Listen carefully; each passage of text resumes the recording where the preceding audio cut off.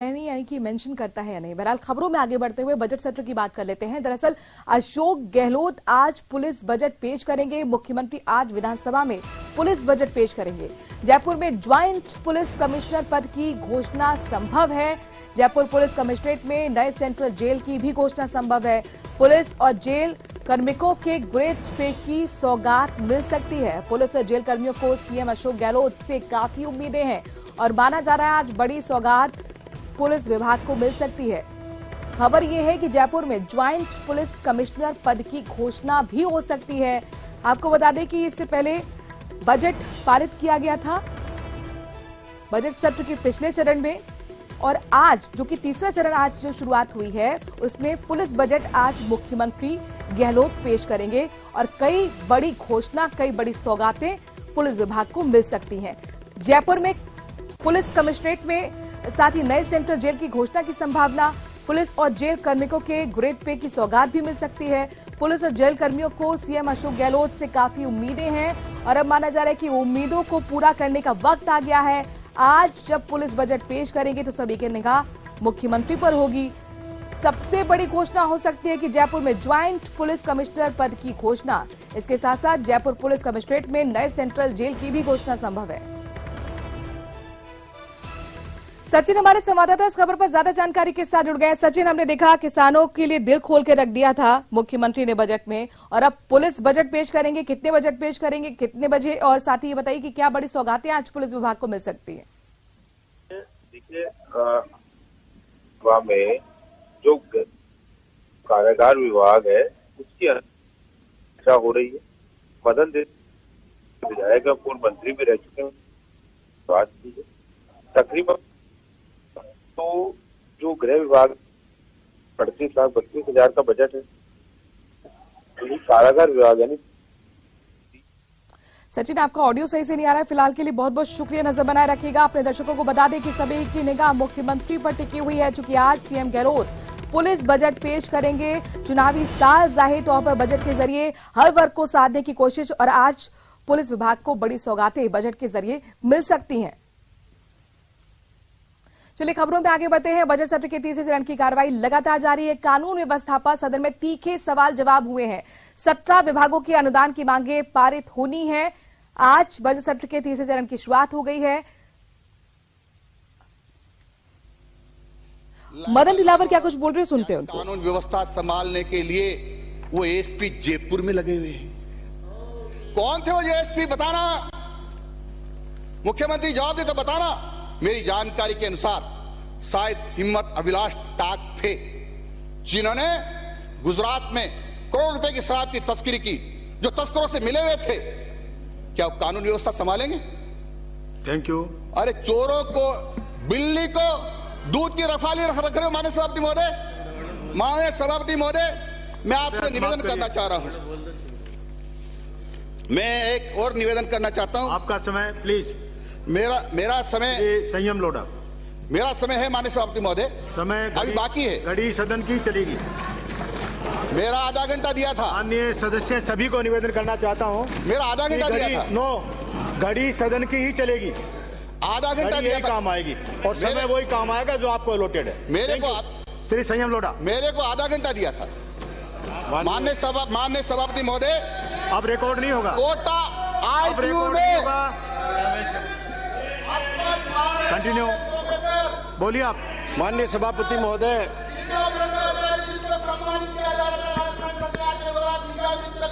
Please बैठिए।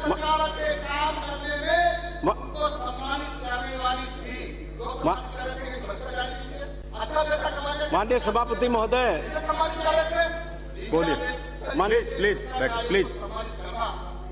माननीय सदस्य प्लीज, हो गया, बोलिए। माननीय सभापति महोदय, मैं आपका आभारी हूं कि आपने होम और जेल की मांग पर मुझे अपनी बात रखने का मौका दिया।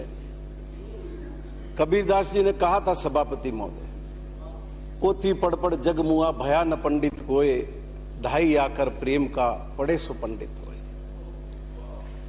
आज जब कानून व्यवस्था पर हम चर्चा कर रहे हैं तो बाबा साहब भीमराव अंबेडकर को स्मरण करना बहुत समीचीन होगा कि उन्होंने किन लक्ष्यों को आगे रख करके भारत के संविधान की रचना की और ये अपेक्षा की कि देश में कानून का शासन होगा।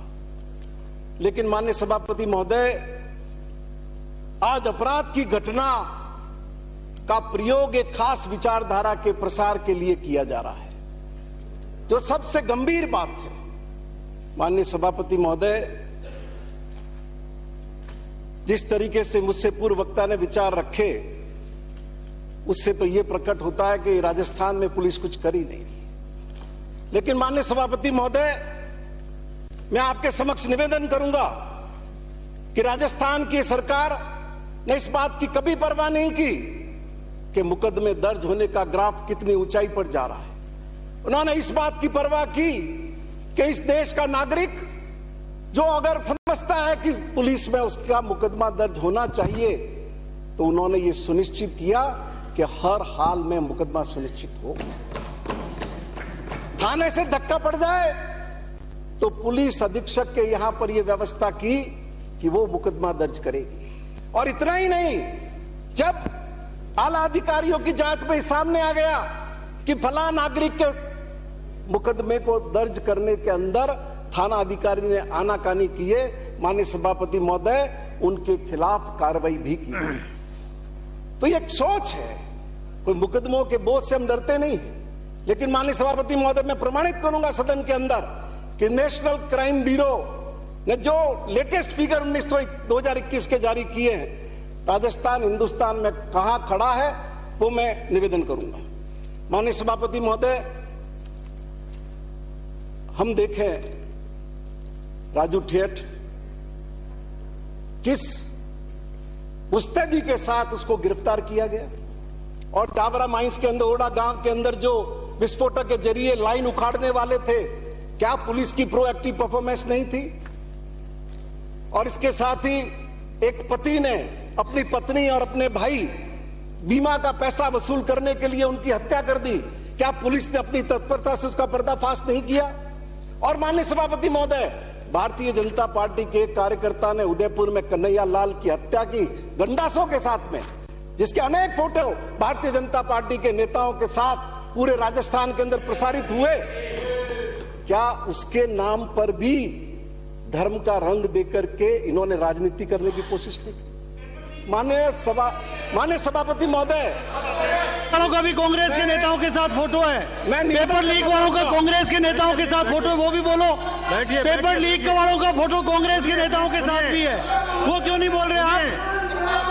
आज भी आई है फोटो पेपर लीक वालों की कांग्रेस के नेताओं के साथ। जब आप बोलते हैं तो इनको हम नहीं बोलने देते। पेपर जब ये बोल रहे हैं, प्लीज सुनिए। बड़ा का आरोप, सुनिए मुख्यमंत्री जी का रोजा अफ्तार का मुख्य मेहमान था।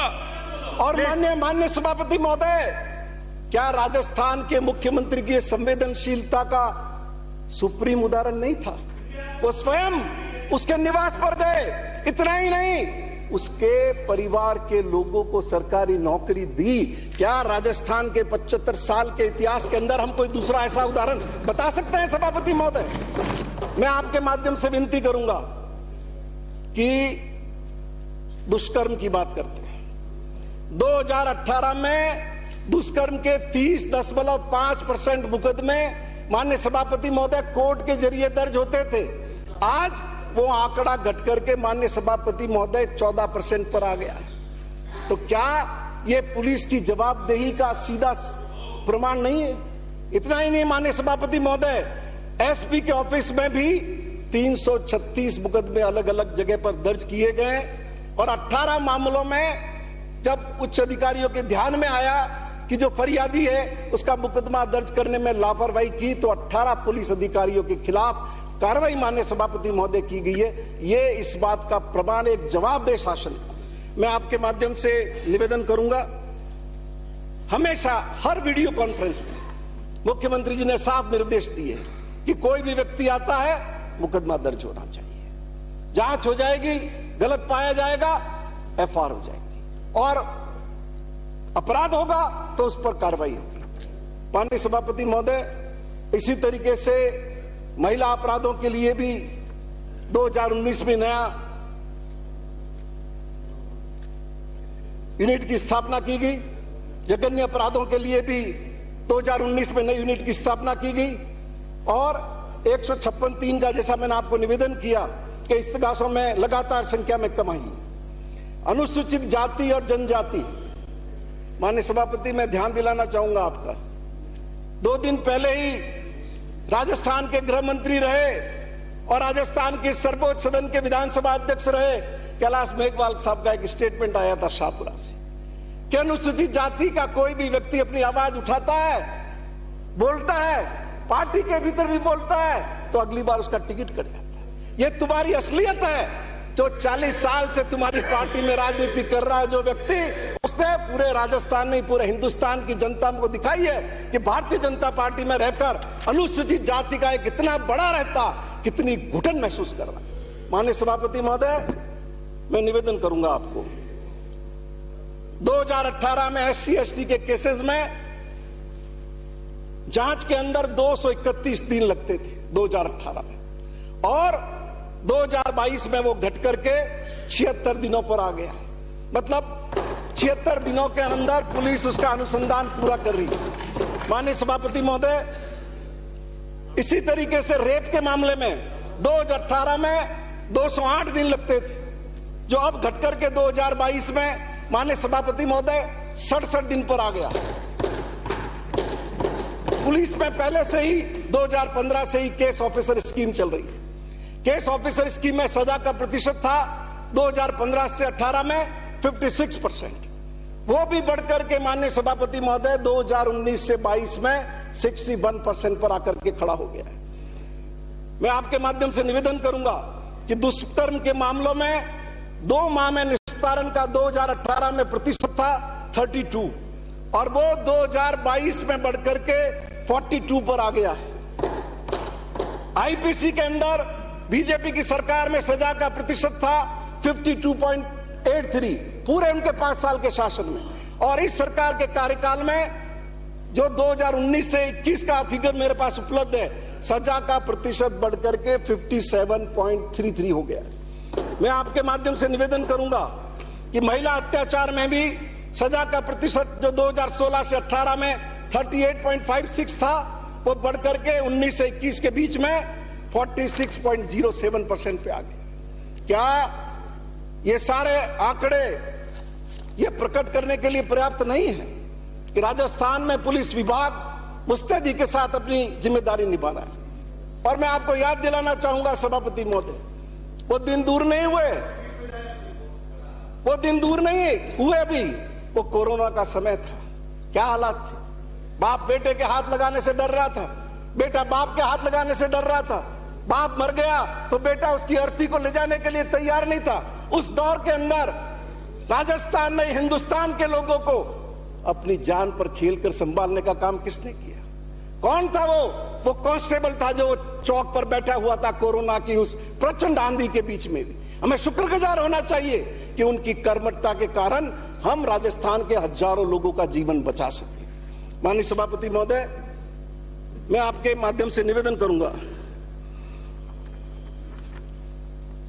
पुलिस ने राजकॉप सिटीजन ऐप के माध्यम से भी सीधे प्रकरण दर्ज करने की एक पहल की है और जनवरी 2023 तक उस ऐप पर 15,89,695 शिकायतें माननीय सभापति महोदय आई, जिसमें से 12,88,865 शिकायतों का निस्तारण किया जा चुका है और इस तरीके से 81% डिस्पोजल है।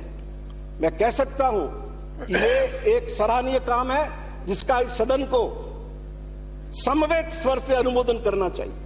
और हम ही ने इस सदन में कहा था कि हमारे जो कांस्टेबल है, चूंकि नौकरियों का अभाव है, बहुत पढ़े लिखे लड़के भी कांस्टेबल होते हैं, ग्रेजुएट है, पोस्ट ग्रेजुएट है, और काबिलियत तो उनमें डीवाईएसपी बनने की भी है, सब इंस्पेक्टर बनने की भी है, लेकिन चूंकि अवसर सीमित है, वो अपनी प्रतिभा का वहां प्रयोग कर रहे हैं, उनमें फ्रस्ट्रेशन नहीं हो। हम ही ने इस सदन में कहा था कि उनको जांच का अवसर देना चाहिए, उनसे मुकदमों की जांच करवानी चाहिए। और मुझे खुशी है इस बात की कि राजस्थान पुलिस के अंदर 2 वर्ष के दंड, कारावास के जो दंड के अपराध थे, उसमें इन कांस्टेबलों को अनुसंधान के लिए अधिकृत किया गया तो कानून व्यवस्था पर सवाल जवाब तीखे हो रहे हैं। सदन के अंदर खबरों में आगे बढ़ते हैं, वहीं कानून व्यवस्था को